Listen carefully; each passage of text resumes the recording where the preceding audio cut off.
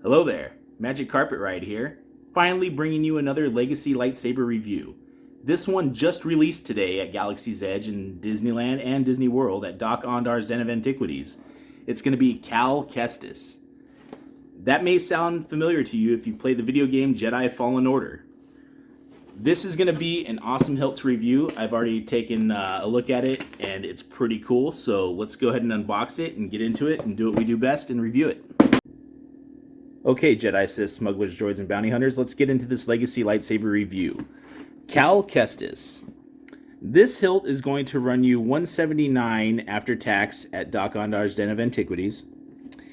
And just to briefly touch on the lore, backstory, history, if you will, of this hilt, Cal Kestis is a human Force-sensitive Padawan. His Jedi Master has the staff-style lightsaber that gets broken. It gets struck by a blaster bolt, torn asunder.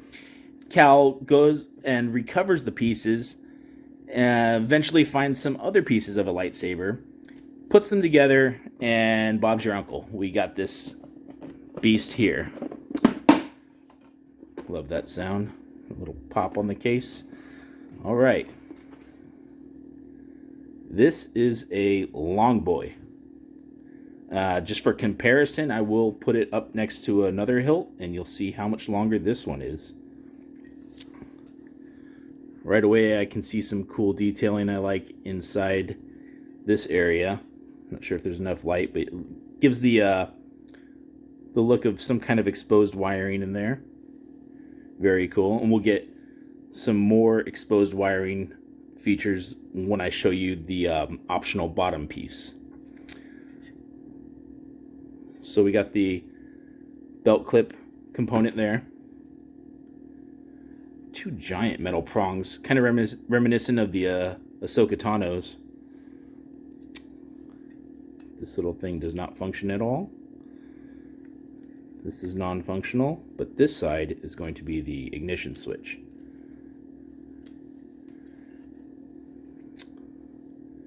Now this is hollow at the end because, like I explained how Cal's Jedi Master originally had the staff style, you will be able to connect two of these together to form that lightsaber. But Disney does also include this component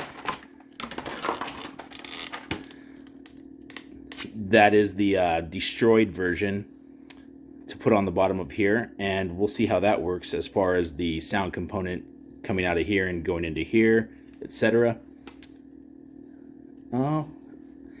It's kind of super weighted on this end and not very balanced, but it looks cool. This gripping is plastic, a little bit of softness to it. Definitely not rubber though, it is plastic. This brown color of material there is kind of cool.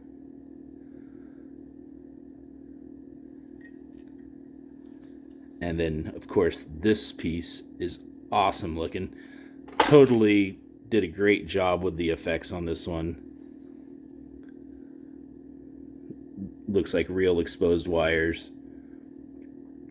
Okay, so let's take a look at the sound component on this. What are those? AAAs. AAA batteries.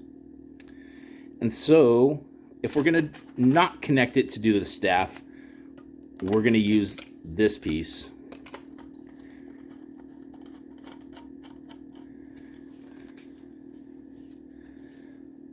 Which makes it even longer. And I will put it up next to another hilt for comparison. Alright. These you got to be careful with. I could see somebody like bending or breaking these off if you're not careful. This piece just looks rad, how it's all torn. Kind of pliable.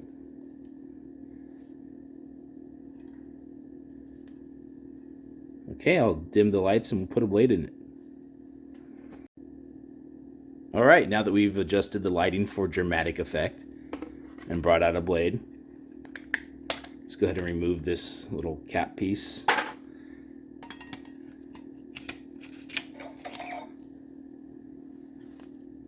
light this baby up.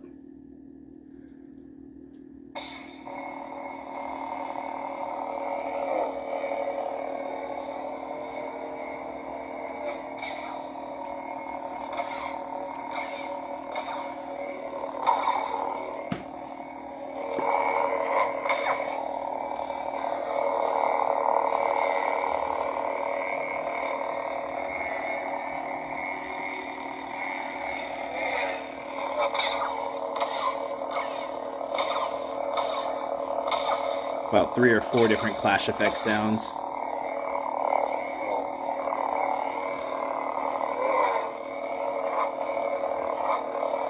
I swear they're getting better with the technology on these legacy hilts. It seems a little bit more reactive. I don't have to jerk it around as much, just kind of swing it back and forth and it gives us the whoosh.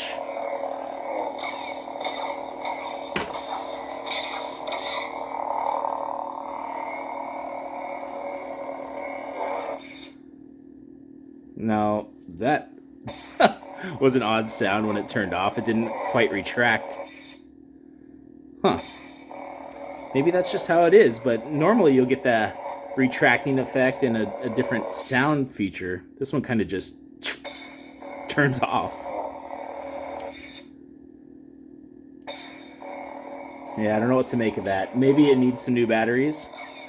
But everything else seems to be functioning well on it as far as like starting up. It's just, I don't know.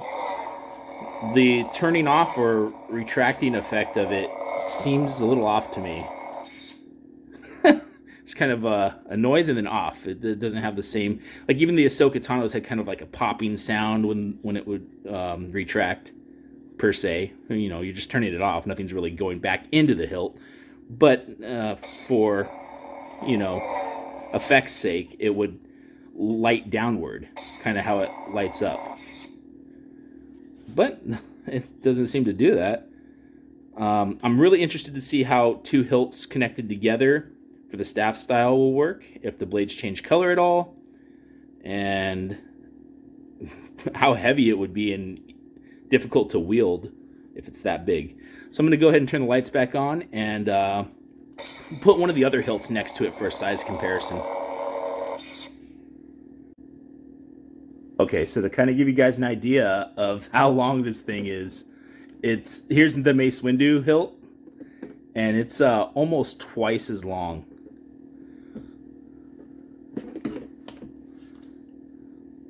So, I mean, for $179, you get a lot of material. I think that some of the other legacy hilts run around $130 to $150. So, I mean, it's not outrageously overpriced in my opinion because of the materials, the weight, the effects. It's a nicely done legacy lightsaber. It's a good piece. So I'm satisfied with it. I'm glad I picked it up. If you guys want to purchase one, I think you'll have a really good chance of getting one.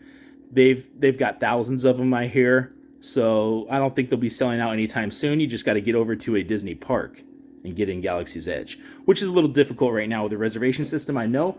But if you guys hold out and make a trip down there, I'm pretty sure you'll be able to purchase one. And purchase 2 if you want to have the staff. All right, well, there you have it, guys. Cal Kestis, newest legacy lightsaber hilt to hit Galaxy's Edge. And I like it. It's pretty cool. Keep them coming.